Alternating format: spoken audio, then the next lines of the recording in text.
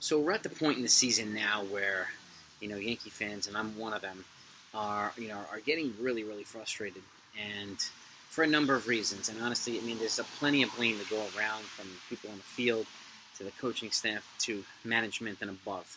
It's across the board, and it needs to be acknowledged. And let's just talk about this Yankee team, and I want to give some insight and a couple of moves that I think they could make to revamp the roster. Now, I want to stay within reality here, so there's not going to be a complete overhaul of anything. Everybody knows that, so let's just stay on planet Earth while we do this. As much as a lot of folks would like a lot of these folks to be gone, it's going to be really difficult to unload Giancarlo Stanton's contract. So, unless you find a taker and are willing to eat about half the contract, I don't see any other scenario where he leaves. So he's here for the next 8 seasons, whether they like it or not, unless something happens. So let's get rid of that pipe dream unless something changes. But to me, there are 3 levels of Giancarlo Stanton. One, when he's healthy, he's dominant and he's hitting the ball everywhere for power. And he goes on these streaks where he'll just hit 20 home runs in 3 weeks, and he'll be typical 59 home run season Giancarlo Stanton. And then there's the other, the level where he's injured, obviously, for just ridiculous injuries, and he's out for 6 weeks, 8 weeks. And then the other stage 3, is when he's coming back from the injuries. He's so slow. He looks so lost for the first 3 to 4 weeks, and then he starts to hit singles, and he starts to hit doubles, and he transitions back into his dominant phase. But the problem is it happens usually more than once in a season. And we were lucky last year to catch him on his hot streak during the postseason. And hopefully it'll happen again this year if they make the postseason. But regardless of Giancarlo Stanton or not, the lineup as it's constructed and the roster itself is so flawed that so many things need to happen. Now I just want to go over, let's go over some folks here on the 40-man and folks that are being talked about. So offensive side, Miguel Andujar, Estevan Florial, Mike Ford, but he's recently been designated for assignment. He hasn't been released yet. Clint Frazier, get Brett Gardner, Aaron Hicks, Kyle Higashioka, Aaron Judge, Ryan Lamar, DJ LeMahieu, Ruben Odor, Gary Sanchez, Stanton, Gleyber Torres, Luke Voigt, Tyler Wade, Chris Gittens, Oswald Peraza, and Gio Urshela. Now on the pitching side, you've got Albert Abreu, Zach Britton, Luis Sessa, Garrett Cole, Nestor Cortez, Davey Garcia, Domingo Germán, Luis Gil, prospect, Chad Green, Mike King, Corey Kluber, Brooks Christie, Jonathan Loaizaga, Luis Medina, Jordan Montgomery, Darren O'Day, Wandy Peralta, who was acquired a few weeks ago in a trade for Mike Tauchman, who's been surprisingly efficient, pleasantly surprising. Clark Schmidt, Luis Severino, Jameson Taillon, Aroldis Vizcaíno, Justin Wilson, Aroldis Chapman, Yoendis Gomez, and Lucas Licky, and Nick Nelson. Now, some of these names are just not familiar because haven't been really called up yet, but they've been the most talked about of the Yankees prospects on the offensive and the defensive side. So, to me, a lot of these guys have blocked. So, and if they're highly rated prospects, they might as well be used as trade chips for, potential moves that the Yankees could make to diversify their roster, which is way too right-handed. Number one, they strike out way too much, and I'm not sure whether analytics told them to overload on the right-handed hitters because of their ability or potential ability to hit opposite field or adjust the pitchers, but I think analytics in this, the reliance on analytics here has come at the expense a little bit of some experience and some instincts. So because, with the exception of Aaron Hicks, he's a switch hitter, but he's also out for the season. Yankees need more left-handed batters. Obviously, Brett Gardner's there, but he's on his last legs, to be totally honest. So, I know he's got an option for next year. I don't know why in the world the Yankees gave it to him, but hopefully he'll retire with dignity at the end of this year. Hopefully, if the Yankees release him, maybe it'll be at the end of the year, not during the year. But we'll see what they do. And, there's so many different things that they're not doing. They're terrible at 2 strikes. Either striking out looking on way too often or swinging at pitches that are 6 feet out of the plate way too often and striking out and not bringing guys over, not bunting, not hitting the ball on the ground to remove a runner from second to third too often, not sacrifice fly to drive in the guy from third to home or second to third, not playing small ball enough, lack of hit and run, lack of aggressive base running, lack of base stealing. There's so many things that they're not doing and could be doing, but the way that the lineup is constructed is just not conducive to the way this team is built. And they're going to continue to have struggles, playing Toronto and Boston and Rays, who are more dynamic, more athletic, more versatile, and and some of the other bigger teams like the White Sox and the big powerhouses in the National League. So the Yankees need to make some changes, and unfortunately, Brian Cashman is generally reserved at the trade deadline. He usually makes his bigger trades in the offseason. I've said that a couple times recently, which is true. In his 20-plus years as a GM, he's generally not very aggressive, and he's generally uber patient too. So he waits until the very last minute to make a lot of these trades. And I think it would be a huge mistake if he did that this year. And hopefully he won't do that. But I think being proactive, like a lot of these other teams, like Tampa Bay, already made a big trade for 2 solid relievers, which is going to help them, neutralize teams in the American League East and any other teams in the American League. So, smart move on their part. This is where I think the Yankees could use to make moves. So, I like the fact that Chris Kittens has been called up, but there's so many injuries here on the Yankees. And, excuse me, that's a B. So many injuries and so many inconsistencies and inefficiencies in this team that it's really, really hard to fix the roster. And it creates a lot of frustration, and rightfully so. There's so many Yankee fans who want Boone fired and Dane Marcus Timms fired. He would be the most logical person to be let go of, but we'll see what they do. They want Cashman gone, but who are you going to replace them with is the question. Cashman does have 5 rings in under 25 years, so he averages under 5 per year. He averages a ring every, a little bit under every 5 years, so he has the track record, but I don't know if they're adapting the way that these other teams are adapting. And again, going back to age and over-reliance on analytics, I think they're missing out on some prime opportunities. So this is where I think moves can be made here. So I want to go over a couple of them. First off, some of these guys are just obvious trade beat pieces, like I said. But number one, the first move I have is acquiring a versatile switch hitter who can play infield and outfield and has a controllable contract. So 2 guys come to mind. Ketel Marte from the Diamondbacks, and I mentioned him recently, and Brian Reynolds of the Pittsburgh Pirates. You also have Adam Frazier, but he only has 1 more year of control, and he's a little bit older. These guys are on, Marte's under control until 2025, and Reynolds under 2026. Now, Marte has a bit of a better bat, and so I think he strikes it, and doesn't strike out very often. So I think his price tag is going to be a little bit higher in terms of prospects. But if you're ever going to move guys like Clint Frazier and some of these other guys, even Andujar and Art Schmidt, like the AVFC, this is the time to do it. Okay, and I'm going to go over proposals that include those guys as well. So, but personally, I think Brian Reynolds will probably be the easier get. He's still going to cost a hefty price in terms of prospects. You'd probably have to give up a Luis Gil or a top 5 pitching prospect, maybe 2. You'd have to give up probably Oswald Peraza, but hopefully they won't. But if you do, then you do. But this is where these are the types of moves that are worth being made. Again, a lot of these young prospects are blocked at the major league level, so it makes sense to move them. The Yankees are also stacked at the catching prospect bunch, but a lot of them are at the lower to mid level. So there's nobody really, aside from Austin Wells, who's kind of progressing nicely, who's their number 1 draft pick last season. They don't really have anybody at that level yet who can replace somebody like Gary Sanchez and stuff. So in which case, which is kind of the next thing I want to talk about in a second. But a guy like Brian Reynolds, I think, would be a good fit. I think they could get him. Who knows if Pittsburgh would want to move him, but they can get a pretty hefty ransom for the Yankees in terms of prospect capital in return. And I think it would be worthwhile making the move. And again, if it cost them, Oswald Peraza and Mark Schmidt and Luis Gil, so be it. So be it.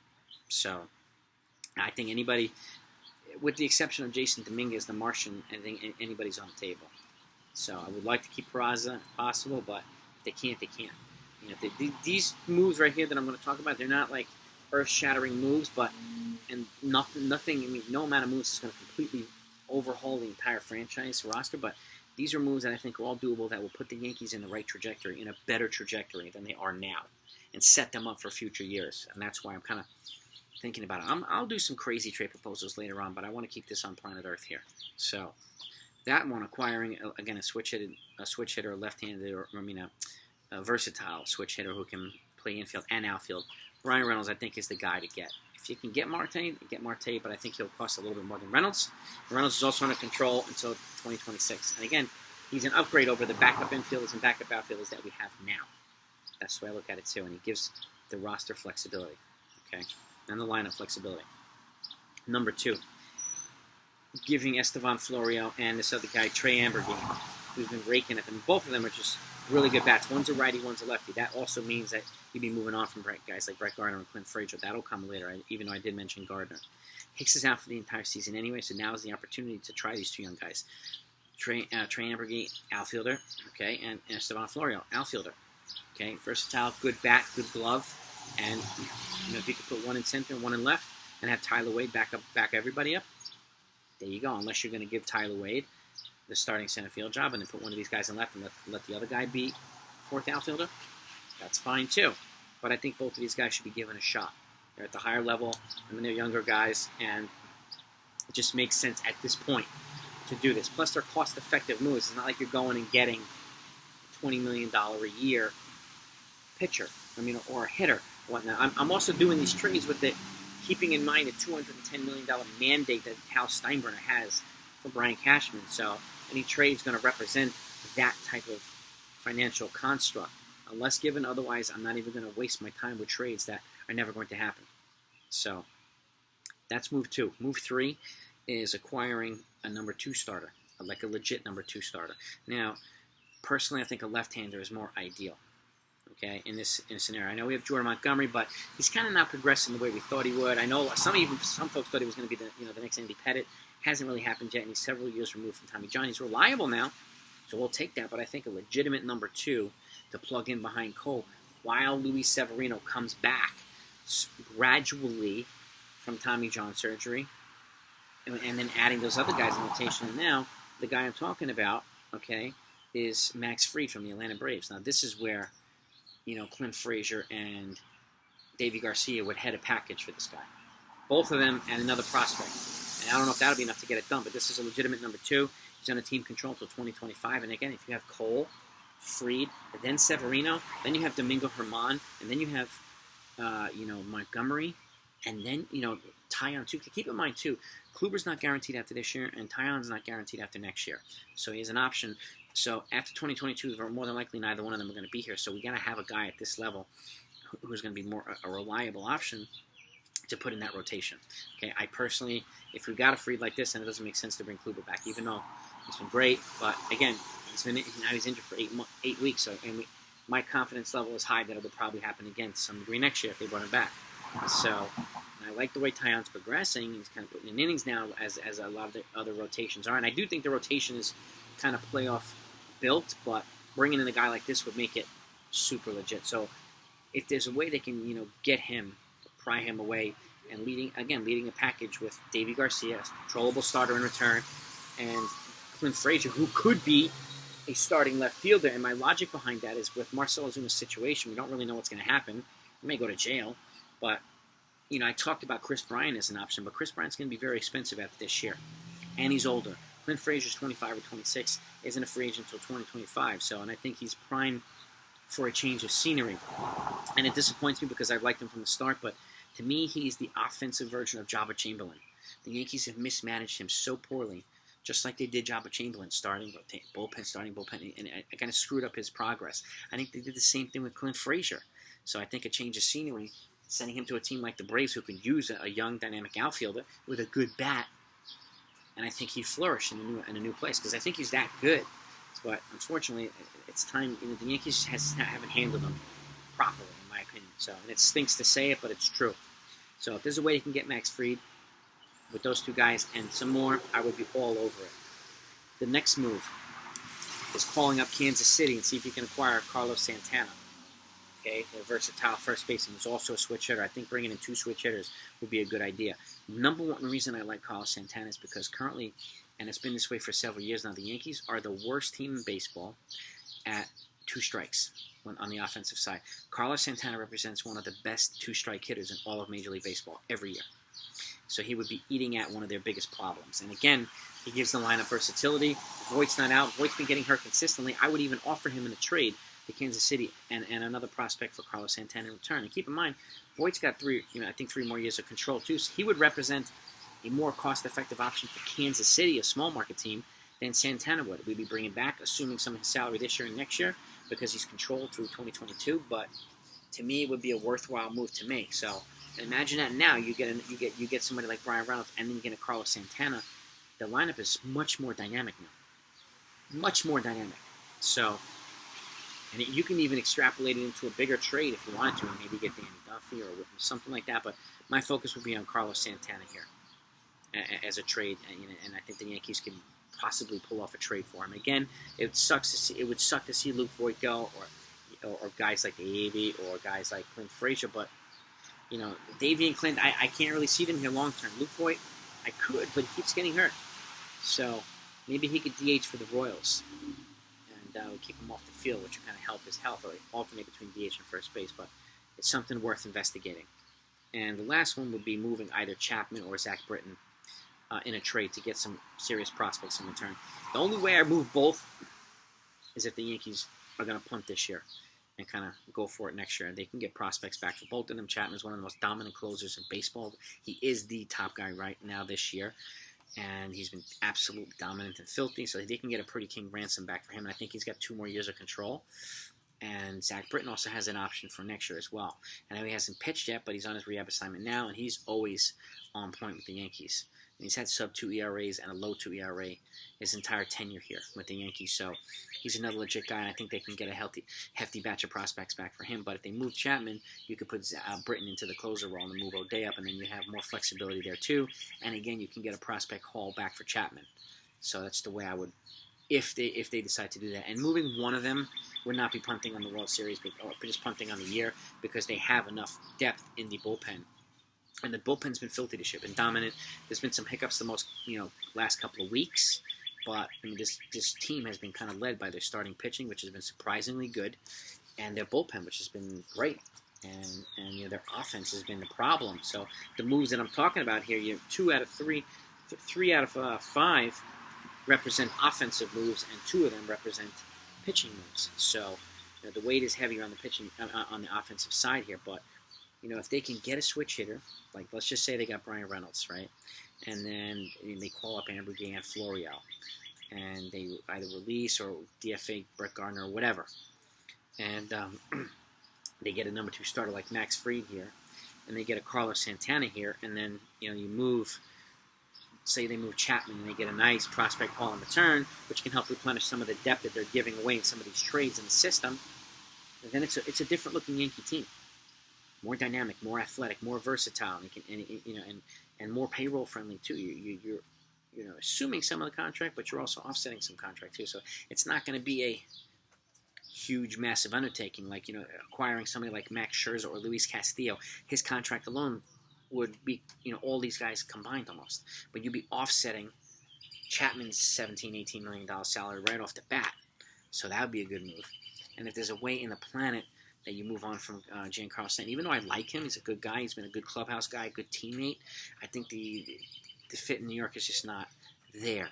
Because we already have Aaron Judge. You have Luke Voigt, they keep him. There's just too much right-handed thump, and there's too much right-handed strikeouts in this lineup. I wouldn't hesitate if they moved on from Odor. They have Miguel Andujar, who gives them positional versatility. Although Odor's been nice here, hit some clutch hits, but again, there's no harm in keeping him either because the Yankees aren't paying him anything. But if you can upgrade at his position with for a roster spot, if you can upgrade a roster spot and move him, then you do it. If not, you don't. But again, keeping Odor and Miguel Andujar can play infield and outfield and can back up almost everybody. Those are worthwhile moves for me. And again, if you move Andujar in a trade, for pitching, that's the whole point of assuming a switch hitter here. That's why you have Oswald Peraza. That's why you have some of these other guys. It gives you the opportunities to move some of these guys. And and Andujar's proven his bat to be back now, so it's healthy. And so this is a time for the Yankees to kind of be, I think, open-minded and not afraid to be aggressive in trades incrementally. You don't have to overhaul the whole thing. This does not represent an overhaul.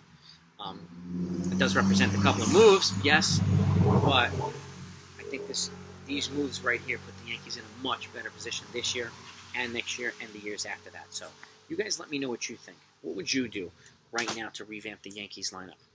And give me your feedback, in the comments as well. So thanks so much for guys for watching, and I'll talk to you next time.